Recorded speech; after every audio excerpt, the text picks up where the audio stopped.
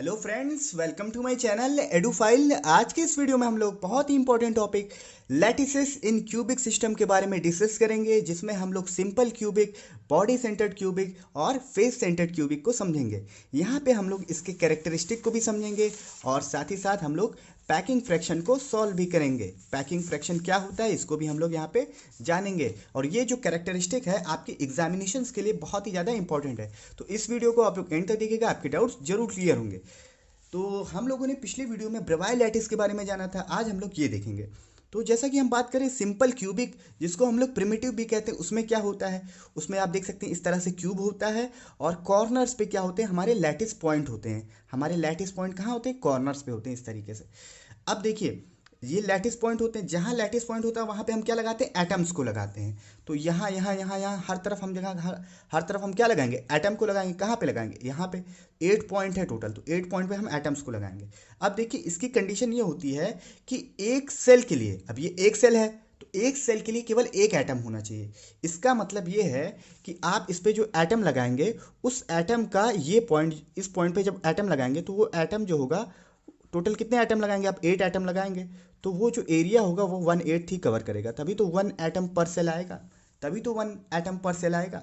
इसका मतलब ये है कि आप 8 एटम इस तरीके से लगाएंगे, वो 1/8 होगा, हर एटम का 1/8 होगा, क्योंकि बाकी से भी तो शेयर करेगा भाई। एक सेल थोड़ी ना होगा, बहुत सारे सेल होंगे किसी भी क्रिस्टल में।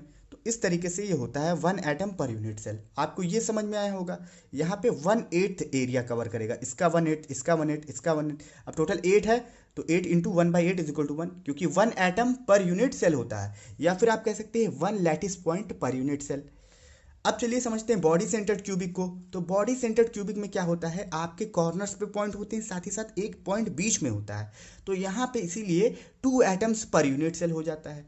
अब देखिए, यहाँ पे ये 8 इंटू 1/8 वाला फॉर्मूला लगेगा, सिंपल 8 इंटू 1/8, यानी 1/8 पार्ट को शेयर करता है हर पॉइंट यहाँ पे जो कॉर्नर्स पे है।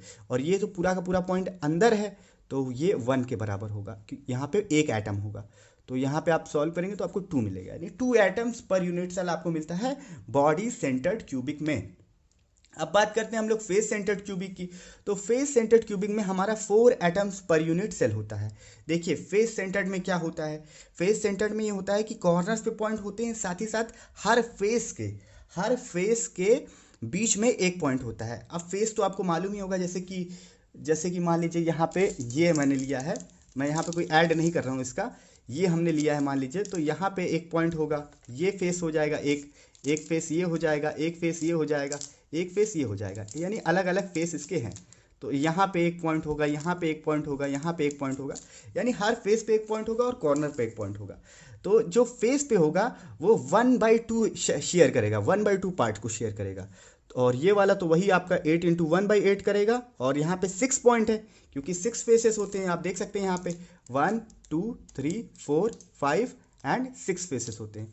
और 6 में जो क्या होगा, 1/2 पार्ट शेयर करेगा, क्योंकि भाई एक सेल थोड़ी ना होगी किसी लैटिस में, बहुत सारे होंगे। तो इसको आप सॉल्व करेंगे तो यहाँ पे 1 और यहाँ पे 3 आपको मिलेगा, that means is equal to 4 atoms per unit cell. तो ये आपने तीनों का बेसिक समझ लिया है अच्छे से, कि भाई कैसे स्ट्रक्चर होता है और कितने पॉइंट होते हैं पर यूनिट सेल में। जैसे यहाँ पे मैंने एटम्स लिखा है, आप लैटिस पॉइंट भी लिख सकते हैं यहाँ पे, तो कोई दिक्कत नहीं है यहाँ पे। अब चलिए हम लोग आगे बढ़ते हैं और सबके कैरेक्टरिस्टिक को समझते हैं, फिर उसके बाद में यहाँ पे हम लोग पैकिंग फ्रैक्शन को सॉल्व करेंगे। ये देख सकते हैं आप तीनों में, तो इनको हम सॉल्व करेंगे, तो इसको आप जरूर देखना। तो यहाँ पे कैरेक्टरिस्टिक को देखते हैं। तो देखिए, सबसे पहले हम वॉल्यूम की बात करें, तो वॉल्यूम जो होगा वो होगा ए क्यूब। बिल्कुल सिंपल सी बात है भाई, ए क्यूब होगा अगर हम कम कन्वेंशनल सेल माने तो ए क्यूब होगा, क्योंकि साइड जो होता है वो ए होता है क्यूब का, और सब साइडें बराबर होती है। तो वॉल्यूम होगा ए इंटू ए यानी ए क्यूब, तीनों में ए क्यूब होगा। लैटिस पॉइंट्स पर सेल, अब भाई लैटिस पॉइंट मैंने आपको बताया, इसमें लैटिस पॉइंट भी लिख सकते हैं आप, एटम भी लिख सकते हैं। तो यहाँ पे 1 होगा लैटिस पॉइंट पर सेल सिंपल क्यूबिक में, मैंने आपको ये पहले ही बता दिया। और इसमें 2 होगा बीसीसी में, यानी कि बॉडी सेंटर्ड क्यूबिक में 2 होगा, बीसीसी का मतलब बॉडी सेंटर्ड क्यूबिक। और एफसीसी में कितना होगा, 4 होगा, कितना होगा, 4, आप देख सकते हैं यहाँ पे। तो इस तरीके से भी आपको लिखा मिलेगा कि लैटिस पॉइंट पर सेल कितना है ये बताइए, तो आप ऐसे बताएंगे। अब हम देखेंगे वॉल्यूम, देखेंगे प्रिमिटिव सेल को कंपेयर करके, यानी कि प्रिमिटिव सेल के हिसाब से कितना वॉल्यूम होगा। तो जो हमारा पहला है वो सिंपल सेल यानी प्रिमिटिव सेल ही है, तो इसमें तो हमारा ए क्यूब ठीक है।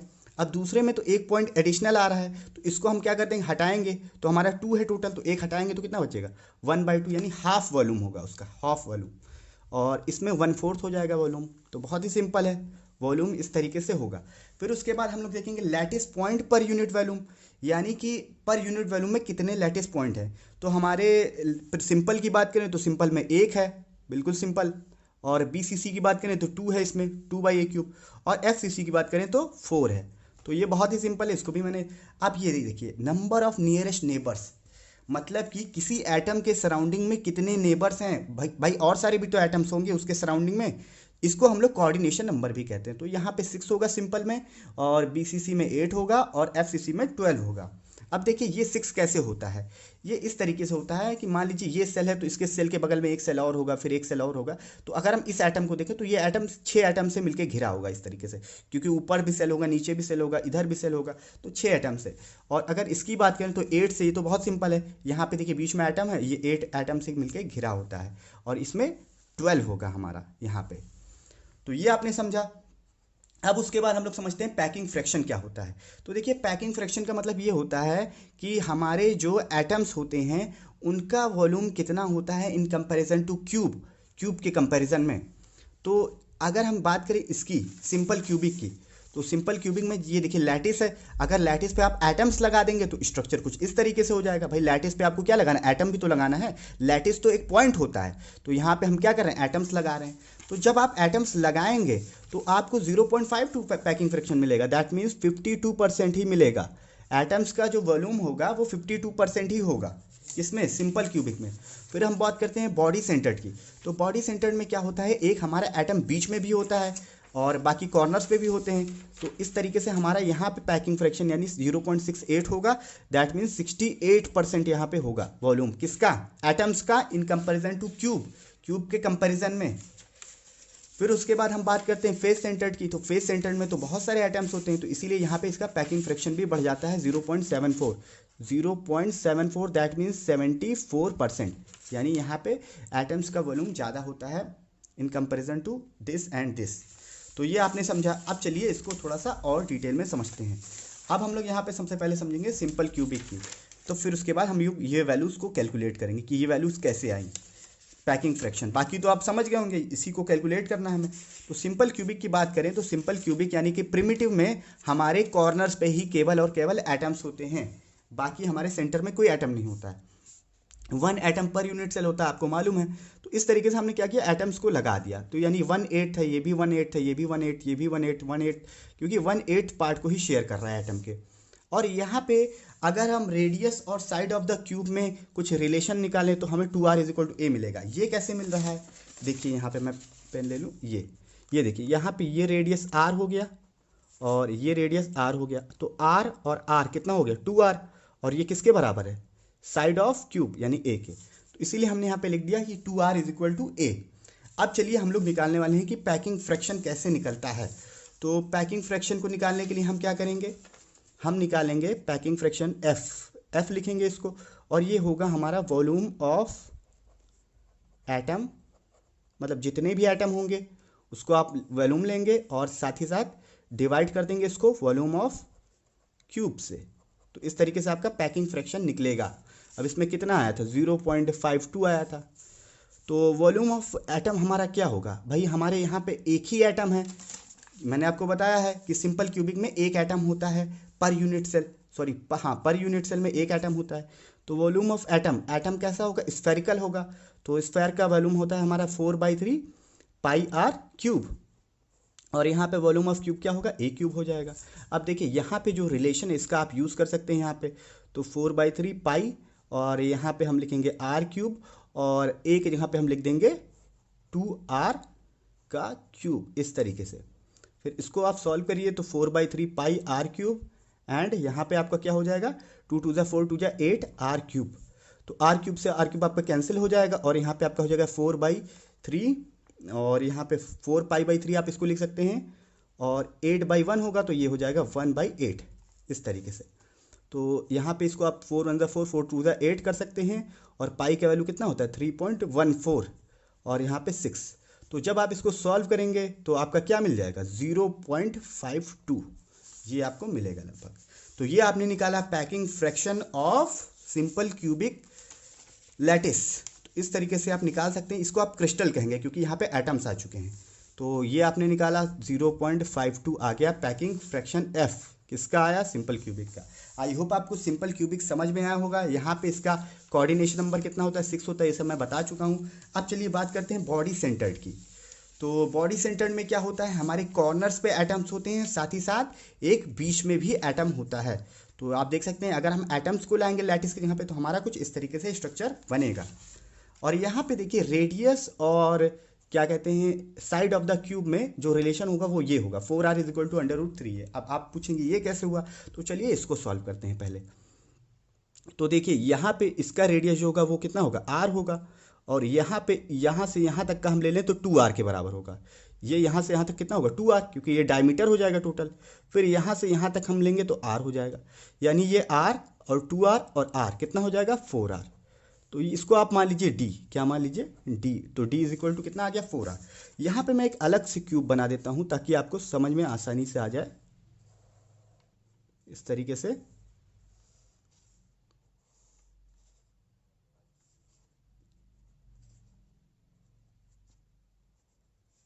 ये आप देख सकते हैं। अब यहाँ पे देखिए हमको ये पता चल गया क्यूब का डायगोनल, क्या पता चल गया क्यूब का डायगोनल वो किसके इक्वल है 4r के। कैसे पता चला, इसका हमें रेडियस पता है तो ये 2r के बराबर हो जाएगा क्योंकि हम डायमीटर ले रहे हैं, इसका रेडियस r और इसका रेडियस r। तो यहाँ से यहाँ तक हमको पता चल गया कि ये 4r के बराबर है, यानी d हमको पता चल गया। तो देखिए अगर हमें साइड ऑफ क्यूब निकालना है किसी तरह से, भाई साइड ऑफ क्यूब निकालेंगे तभी तो रिलेशन हमको पता चलेगा। तो साइड ऑफ क्यूब यानी कि ये निकालना है आपको। तो इसको निकालने के लिए आपको पता होना चाहिए ये पता होना चाहिए भाई, देखिए ये राइट एंगल ट्रायंगल आपका बन रहा है इस तरीके से। तो यहाँ पे ये पता है आपको, अगर ये पता चल गया तो ये पता चल जाएगा। बहुत ही सिंपल है, ध्यान से समझिए आप। तो ये हमारा 4r और इसको हमें निकालना है। तो इसको कैसे निकालेंगे, तो इसको निकालने का तरीका ये है कि ये भी हमारा राइट एंगल ट्रायंगल है, ये भी हमारा राइट एंगल ट्रायंगल है। तो ये हमारा a है और ये भी a है। अब इसको हम निकालना चाहते हैं तो इसको चलिए मान लेते हैं हम लोग x मान लेते हैं फिलहाल के लिए। तो ये a² + a² हो जाएगा पाइथागोरस थ्योरम, यानी x² a² + a²। तो x² = कितना हो जाएगा 2a²। ये समझ में आया आपको। तो x हो जाएगा √2a, ये हो जाएगा x। तो हमें x भी पता चल गया। तो x पता चल गया तो भैया हमको ये भी तो पता चल जाएगा, क्योंकि ये और ये फिर इसमें पाइथागोरस लगाएंगे। तो अब चलिए इसमें पाइथागोरस लगाते हैं। तो ये हमारा है यहाँ पे d² = x², इस वाले ट्रायंगल पे आ रहे हैं, और यहाँ पे a² + a²। तो यहाँ पे d कितना है हमारा 4r, तो आप क्या लिखेंगे 4r का स्क्वायर, और x कितना है हमारा, x से आपने निकालना है √2a का स्क्वायर, ये लिखेंगे आप, और यहाँ पे a²। तो ये हो जाएगा आपका 16r² और ये हो जाएगा 2a² + a²। तो ये हो जाएगा आपका 16r² = 3a²। अब क्या करेंगे आप, रूट निकाल लीजिए, दोनों तरफ क्या कर दीजिए रूट। तो ये हो जाएगा 4r = √3a। देखिए आपको रिलेशन पता चल गया ये। तो रेडियस और साइड ऑफ द क्यूब में इस तरीके से आपको रिलेशन पता चलेगा इसमें। तो अब चलिए पैकिंग फ्रैक्शन भी जल्दी से कैलकुलेट करते हैं, जो कि 0.68 आएगा। उसको हम लोग मानते हैं f, और यहाँ पे देखिए एटम्स कितने होंगे, आप बताइए एटम्स यहाँ पे कितने होंगे 2। तो हमारा हो जाएगा यहाँ पे 2 × volume of 1 atom, 2 × volume of 1 atom and divided by volume of cube. इस तरीके से आप निकालेंगे। तो यहाँ पे 2 × 4/3 πr³ and divided by a³। तो ये हो जाएगा 8/3 पाई, और यहाँ पे r³ है तो r³ ही रहने दीजिए, और a की जगह पे आप क्या लिखेंगे 4r/3, 4r/√3। तो 4r/√3 आप लिख दीजिए यहाँ पे इस तरीके से। तो आप जब इसको सॉल्व करेंगे तो आपको मिल जाएगा 0.68। मैं यहाँ पे टाइम नहीं वेस्ट करना चाहूँगा, ये आपका आ जाएगा 0.68, मतलब कि 68% वॉल्यूम जो है क्यूब में वो एटम्स कवर कर रहे हैं। तो इस तरीके से आप बॉडी सेंटर्ड के लिए निकालेंगे, जैसे हमने किसके लिए निकाला था सिंपल क्यूबिक के लिए। तो अब चलिए बढ़ते हैं लास्ट वाले यानी कि फेस सेंटर्ड क्यूबिक पे। तो फेस सेंटर्ड क्यूबिक में मैंने आपको बताया है कि यहाँ पे 4 एटम्स पर यूनिट सेल होते हैं, तो इसको भी आपको ध्यान में रखना है। यहाँ पे कितने एटम्स होते हैं? 4 एटम्स पर यूनिट सेल, तो इसको आप याद रखेंगे। यहाँ पे पैकिंग फ्रैक्शन होता है 0.74। पैकिंग फ्रैक्शन कितना होता है? 0.74। और यहाँ पे रिलेशन जो होता है 4r is equal to √2a। अब ये कैसे आएगा इसको पहले समझिए। तो देखिए यहाँ पे क्या होता है, ये जो है आपके, ये हैं आपके हेमिस्फीयर, या फिर कह सकते हैं आप स्फीयर के हाफ। ये सब स्फीयर के हाफ है, और ये तो 1/8 है, 1/8 है, 1/8 1/8 आपको मैं बता चुका हूँ 1/8। और बाकी ये क्या है? हाफ है। तो ये 6 जो है वो हाफ है, और ये जो 1/8 है वो 8 है। इस तरीके से आप देखेंगे यहाँ पे। अब देखिए इसको हमें निकालना है, तो यहाँ पे देखिए ये r हो जाएगा आपका, और ये आपका हो जाएगा 2r, और ये आपका हो जाएगा r। तो ये फेस पे हम इधर नहीं जा रहे हैं, हम केवल एक फेस की बात कर रहे हैं। तो एक फेस के लिए हम एक केवल इस तरीके से स्क्वायर बना लेंगे। स्क्वायर को इस तरीके से थोड़ा अच्छे से बनाएंगे, ये हमारा स्क्वायर हो गया। तो देखिए यहाँ पे r, 2r और r कितना हो जाएगा? 4r। ये हमारा 4r हो जाएगा, 4r हो गया। ये हमारा a है, ये हमारा a है। तो a और इसमें रिलेशन फाइंड करना बहुत ईजी है। कैसे है? ये देखिए राइट एंगल ट्रायंगल बन गया। अब इसमें पाइथागोरस अब लगाएंगे, तो 4r का स्क्वायर इज इक्वल टू हो जाएगा a square plus a square. तो यहाँ पे हो जाएगा 16r square is equal to 2a square, फिर 2 से आप कैंसिल करेंगे तो कितना हो जाएगा? 8r square is equal to a square. ये तो हमें ये लाना है यहाँ पे। तो क्या करेंगे? आप रूट निकाल देंगे दोनों तरफ, तो ये हो जाएगा 2√2r, और ये हो जाएगा हमारा a। भाई 8 का रूट क्या होता है? 2√2। फिर ये आपका आया। अब आप क्या करेंगे? दोनों साइड में √2 से मल्टीप्लाई कर दीजिए। तो √2 से यहाँ पे करेंगे तो 4r हो जाएगा, और यहाँ पे करेंगे तो √2a हो जाएगा। यही रिलेशन आपको फाइंड करना था, आपने फाइंड भी कर लिया, देख सकते हैं आप अच्छे से। अब हम निकालेंगे पैकिंग फ्रैक्शन। तो पैकिंग फ्रैक्शन जल्दी से निकालते हैं। F इज इक्वल टू हो जाएगा 4। यहाँ पे 4 एटम्स होते हैं पर यूनिट सेल, और यहाँ पे 4/3 πr³ होता है volume of 1 atom, and divided by volume of cube यानी a क्यूब। ये तो इसको चलिए सॉल्व करते हैं। तो यहाँ पे 4 इंटू यानी ये हो जाएगा 16/3 πr³, और एक जहाँ पे आप क्या रखेंगे? एक यहाँ पे आप रखेंगे 4r अपॉन √2, 4r अपॉन √2। ये अब इसको आप सॉल्व करेंगे तो आपको मिलेगा 0.74। यानी कि यहाँ पे जो एटम्स वॉल्यूम ऑक्यूपाई कर रहे हैं वो क्यूब के वॉल्यूम का 74% ऑक्यूपाई कर रहे हैं, बाकी 26% जो है वो खाली है। तो सबसे ज़्यादा पैकिंग फ्रैक्शन होता है हमारा फेस सेंटर्ड क्यूबिक का, सबसे ज़्यादा, और सबसे कम जो होता है वो होता है सिंपल क्यूबिक का। अब बात करते हैं कि कौन कौन से एग्जाम्पल हैं इसके। तो इसके एग्जाम्पल बहुत कम है, बहुत कम एलिमेंट्स एग्जिस्ट करते हैं ऐसे। तो इसका एग्जाम्पल है पोलोनियम, और इसके एग्जाम्पल जो है आपके बॉडी सेंटर्ड के।